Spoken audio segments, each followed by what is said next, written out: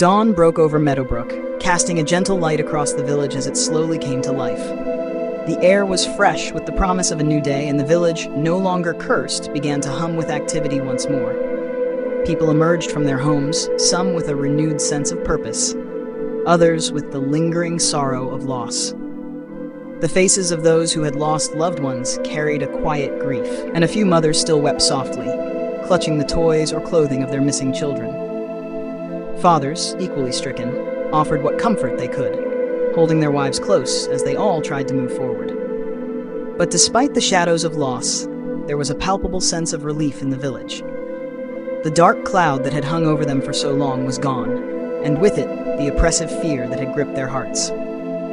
Meadowbrook was no longer cursed. Raja rose early, the first light of morning finding him in the small training area behind his home. He had survived the night's horrors, but the experience had left him determined to become stronger. Each strike of his sword was infused with newfound purpose, the sweat on his brow a testament to his resolve. Oren, still recovering from his injuries, walked slowly through the busy market. Every step was a reminder of the battle he had fought, but he carried his spear with pride, the weight of it reassuring in his hand. The villagers greeted him with respect, their smiles tinged with gratitude for the role he had played in lifting the curse. At the inn, Osama busied himself with cleaning up after the previous night's feast. The scent of roasted meat still lingered in the air, mingling with the sweet smell of the incense that had been burned. A few young lads from the village had come to help, eager to do their part in the wake of the victory. Tariq, too, had risen early, but his heart was heavy with a decision he had made during the long, restless night.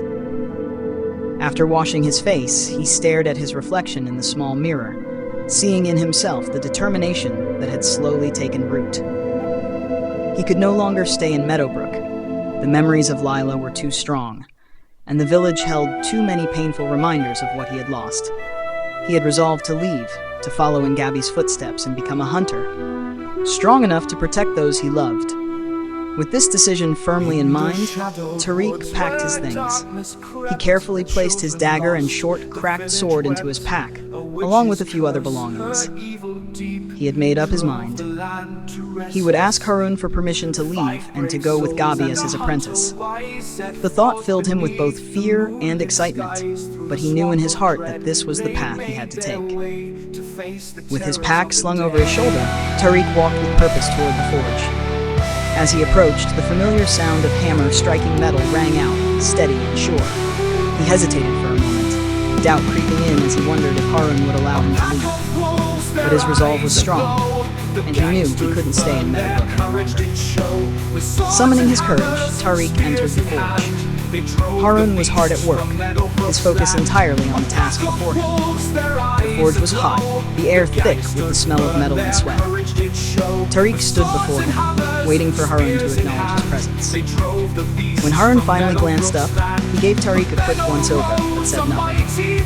Taking a deep breath, Tariq spoke. "Master Harun, I cannot stay in the village any longer." He explained his reasons, his voice steady but filled with emotion. "Everything here reminds me of Lila, and I can't live with that pain. I want to leave, to help others as the hunter helped us. I want to become strong enough to protect those I care about." Harun listened in silence, his expression unreadable. When Tariq finished, Harun wiped his hands on a piece of cloth and looked at the young man before him. "You've made up your mind, then?" Harun asked, his voice gruff. Tariq nodded, his gaze unwavering. "Yes, master. I'll be very grateful if you give me your permission to leave." Harun was silent for a moment, his eyes searching Tariq's face. "Is there any way I can change your mind?" he asked, though he already knew the answer. Tariq lowered his gaze, shaking his head. "No, master. My mind is made up." Harun turned away, walking toward the back of the forge. Tariq watched him go, wondering what his response would be. After a few moments, Harun returned, carrying something in his hands. As he approached, Tariq's breath caught in his throat. It was Harun's sword, a long, finely crafted blade that Tariq had admired for years. "I request that you take this," Harun said, his voice softer now. He handed the sword to Tariq, who stared at it in disbelief. "Are you sure, master?" Tariq asked, his voice barely above a whisper. Harun nodded and then, without warning, pulled Tariq into a tight embrace. "You've always been like a son to me," he said, his voice thick with emotion. "This is the least I can do for you." Tariq's eyes filled with tears as he hugged Harun back, overwhelmed by the gesture. When they finally pulled apart, Harun stood tall, his face a mix of pride and sadness. "You have my permission to leave and my blessing." Tariq nodded, his heart full as he strapped the long sword to his back. "Thank you, Master," he said, his voice filled with gratitude. As Tariq began to leave, he waved back at Harun, who watched him with a heavy heart. Just then, Harun's son came into the forge, his young face full of curiosity. "Where is Brother Tariq going?" the boy asked, looking up at his father. Harun looked down at his son and then out at the retreating figure of Tariq. "To his destiny," he replied, a touch of pride in his voice. As the sun climbed higher into the sky, signaling the start of a new day, Eldrick met Gabi at his home. The village elder handed over a small pouch filled with coins, the promised sum for the hunter's services. Eldrick's expression was one of deep gratitude as he spoke. "Master Hunter, we can never truly repay you for what you've done," Eldrick said sincerely. "You saved our village and freed us from a darkness that could have consumed us all." Gabi accepted the pouch with a nod, tucking it away. "I did what needed to be done, but the real challenge is making sure it doesn't happen again." He looked Eldrick in the eye, his voice firm. "Keep a close watch on those who pass through Meadowbrook. Danger lurks in every corner, and you never know when it might strike again." Eldrick nodded, understanding the weight of Gabi's words. "I will, Master Hunter. We'll be more vigilant from now on." With that, Gabi and Eldrick stepped out of the house, the morning sun casting long shadows on the ground. Oren, still recovering from his injuries but determined to see the hunter off, joined them outside. Together they walked to where Gabi's horse was tied, ready for the journey ahead. Gabi mounted his horse, the familiar weight of the saddle and reins a comfort to him. He looked down at Oren and Eldrick, giving them a final nod. "Take care of this village," he said, his voice carrying a note of finality.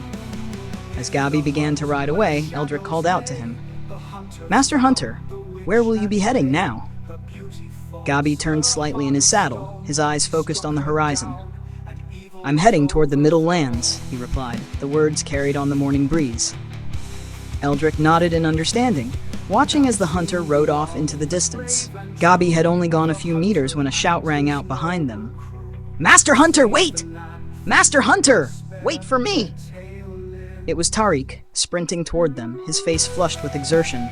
Eldrick and Oren turned, pointing toward the figure of Gabi riding away. Without hesitation, Tariq sprinted after the hunter, his heart pounding with determination.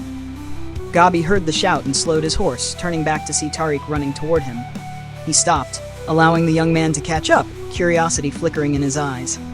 Tariq finally reached Gabi, gasping for breath. "Master Hunter," he panted, "I want to come with you. I want to be your apprentice. I want to become a hunter and help people, just like you." Gabi looked at him for a long moment, then laughed, a deep, hearty sound that echoed through the quiet morning.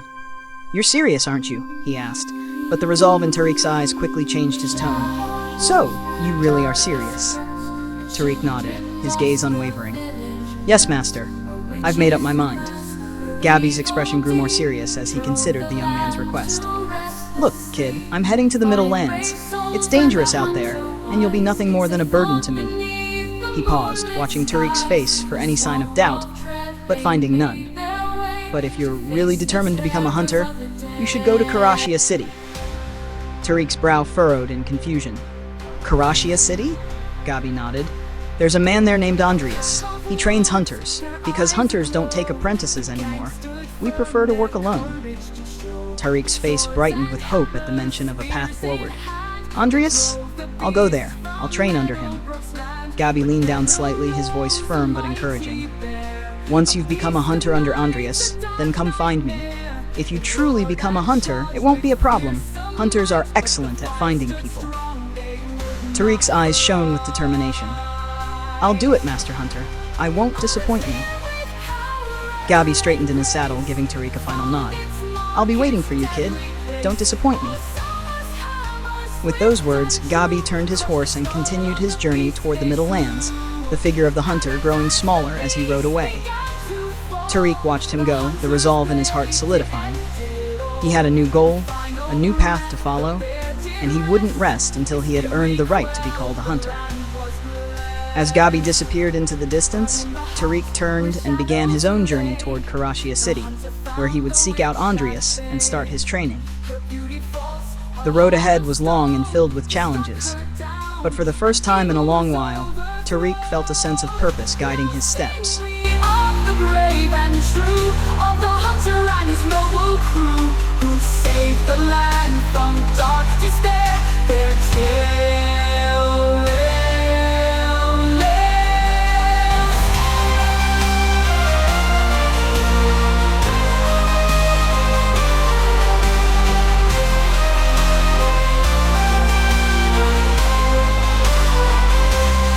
Working the host, a mighty bear, a beast of night, a dark nightmare. It roared and charged with fearsome might, but the fight stood strong, they would not fright. All its fear with power and grace found its mark, its deadly place. Oh, Summer's hammer, swift and true, crushed the skull of the beast they slew. On that arose a mighty bear, a beast of night, a dark nightmare. It roared and charged with fearsome might, but the fight stood strong, they would not fight. Oh, the fight stood strong, they would not fight.